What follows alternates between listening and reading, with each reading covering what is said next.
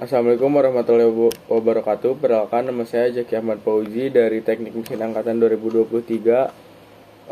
Akan menjelaskan materi praktikum FDM Thermal sebagai tugas pengganti briefing.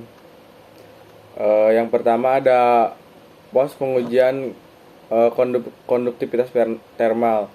Pada pengujian pertama, yaitu konduktivitas thermal, kita mempelajari kemampuan suatu material dalam menghantarkan panas. Konduktivitas thermal merupakan sifat suatu material yang menunjukkan seberapa baik material tersebut dapat menghantarkan panas. Jika nilai konduktivitas tinggi, maka panas dapat berpindah dengan mudah melalui material tersebut. Sebaliknya, jika nilainya rendah, maka material tersebut cenderung menjadi isolator panas. Perpindahan panas secara konduksi terjadi karena adanya perbedaan temperatur antara dua titik dalam satu material. Panas akan selalu mengalir dari temperatur yang lebih tinggi menuju temperatur yang lebih rendah. Dalam percobaan ini digunakan alat GAN WL420 yang digunakan untuk mempelajari konduksi panas satu dimensi pada logam. Panas diberikan dari bagian heater dan kemudian mengalir melalui batang logam menuju bagian pendingin. Pada kondisi tertentu, sistem akan mencapai steady state, yaitu kondisi di mana distribusi temperatur sudah stabil dan tidak berubah terhadap waktu. Selain konduktivitas, kita juga mempelajari resistensi thermal, yaitu hambatan suatu material terhadap aliran panas. Jika resistensi thermal rendah, maka panas dapat berpindah dengan mudah. Sedangkan jika resistensi tinggi, maka perpindahan panas akan lebih terhambat.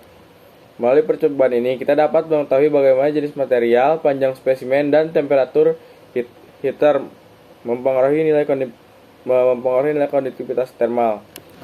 Lalu di pos 2 ada pengujian konveksi paksa. Konveksi merupakan proses perpindahan panas yang terjadi akibat adanya pergerakan fluida seperti udara atau air.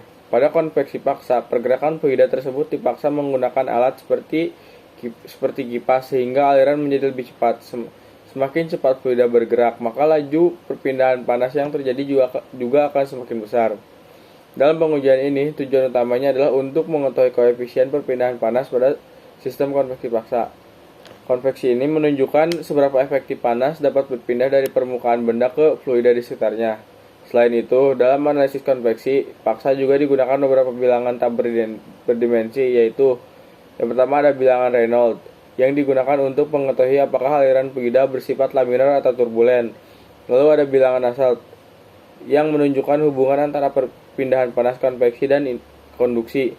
Lalu ada bilangan Prandtl yang merupakan perbandingan antara difusivitas momentum dan difusivitas thermal.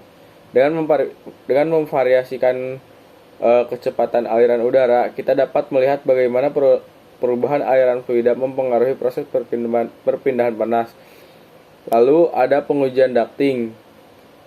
Di pengujian yang selanjutnya yaitu pengujian ducting. Ducting merupakan sistem saluran yang digunakan untuk mendistribusikan udara dari suatu sumber ke tempat tujuan tertentu. Sistem ini sering digunakan pada ventilasi bangunan, sistem pendingin udara, maupun sistem ventilasi industri.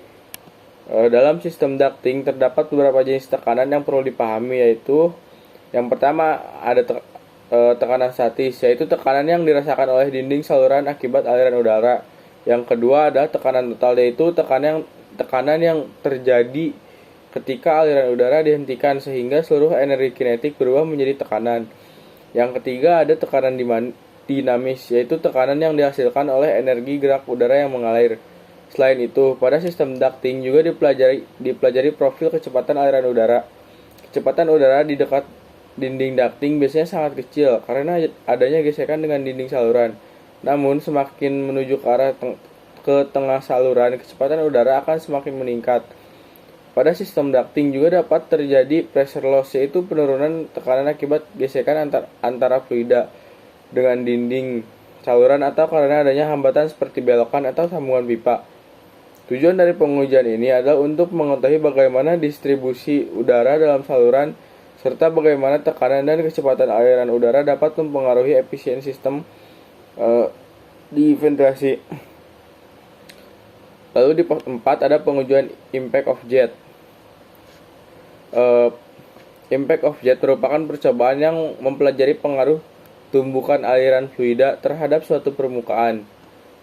Fluida yang keluar dari nozzle memiliki kecepatan tinggi sehingga ketika menumbuk suatu permukaan akan menghasilkan gaya. Gaya ini terjadi karena adanya perubahan momentum fluida. Ketika arah fluida berubah setelah menumbuk permukaan, maka terjadi perubahan momentum yang menghasilkan gaya pada permukaan tersebut. Dalam percobaan ini digunakan dua jenis permukaan yang disebut fan, yaitu fan datar dan fan cekung. Hasil percobaan menunjukkan bahwa fan cekung dapat menghasilkan gaya lebih besar dibandingkan fan datar karena perubahan arah aliran fluida lebih besar. Konsep impact of jet ini memiliki banyak penerapan dalam kehidupan nyata, salah satunya pada turbin Pelton, yaitu turbin air yang memanfaatkan energi kinetik air berkecepatan tinggi untuk menghasilkan energi mekanik. Dalam pengujian ini dilakukan pengukuran terhadap bibit aliran, kecepatan fluida, momentum fluida, serta gaya yang dihasilkan oleh semburan air dari nozzle. Sekian yang bisa saya sampaikan. Terima kasih.